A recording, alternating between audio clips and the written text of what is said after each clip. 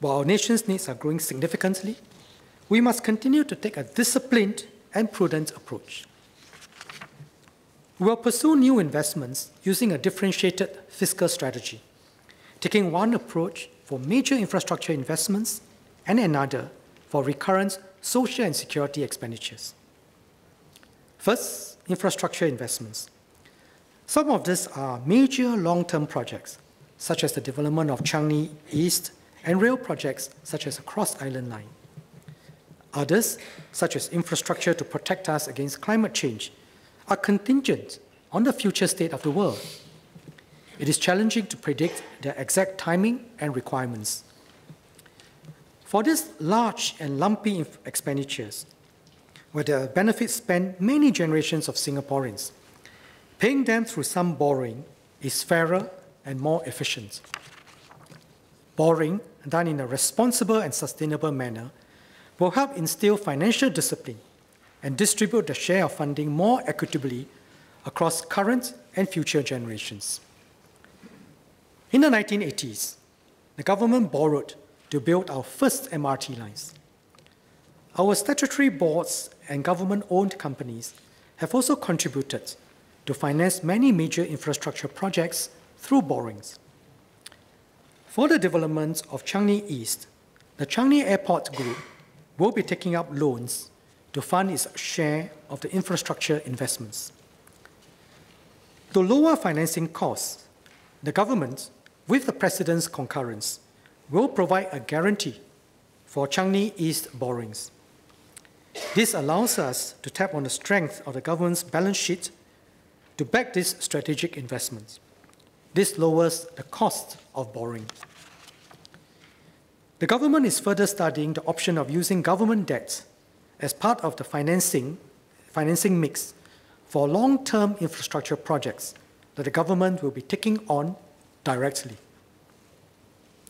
Second, for recurrent spending needs in areas such as healthcare, preschool education, and security, we must recognize that these are necessary expenditures to take care of our elderly, give our children a good start in life, and keep Singapore safe and secure for our families. Many countries have taken the easy route by funding these recurrent expenditures through borrowing. We must not do this, as such borrowing shifts the burden of paying for today's needs onto future generations. This is not the Singapore way.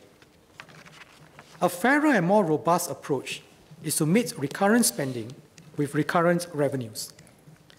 Hence, we must continually review our tax system to ensure its resilience.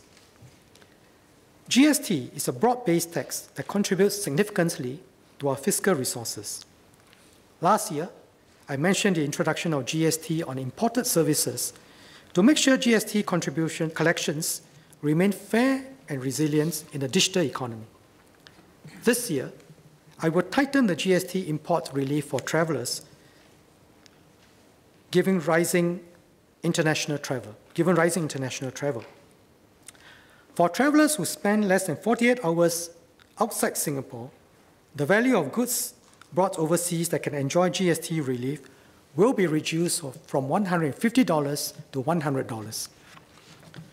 For travelers who spend 48 hours or more outside Singapore, the relief quantum will be reduced from $600 to $500. This will take effect from tomorrow. I will also tighten the alcohol duty-free concessions for travelers from 3 litres to 2 litres. This will take effect from 1st April 2019.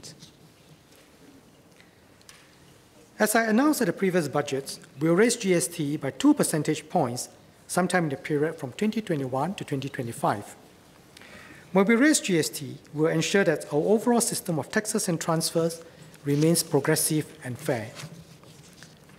We will continue to absorb GST on publicly subsidized education and healthcare. We will provide more help to lower-income households and the elderly by enhancing the permanent GST voucher scheme. We also cushioned the impact of the GST increase for a period through a GST offset package. Lower and middle-income households will get more, and more details will be announced later. Notwithstanding the need to raise revenues in the future, at the core of our fiscal system is our commitment to keep the overall tax burden low. We want workers and firms to keep as much as possible of what they earn. This leaves our citizens free to choose how they spend, save, or invest. Our main indirect tax, the GST, is not high by international standards, even after the planned increase to 9%. The OECD average is 19%. Among Asia-Pacific countries, many have standard GST rates that exceed 9%. Ultimately, a competitive tax regime helps us to attract and retain investments and talent. This, in turn, helps to bring in good jobs for Singaporeans. A competitive tax regime is a key anchor to our economic growth and the best way to sustainably increase tax revenues. I will extend and strengthen tax incentives to enhance our business competitiveness. At the same time, I will make some adjustments to further enhance the progressivity and resilience of our tax system. The details of these changes are in the annex. The government will continue to plan ahead for the long term.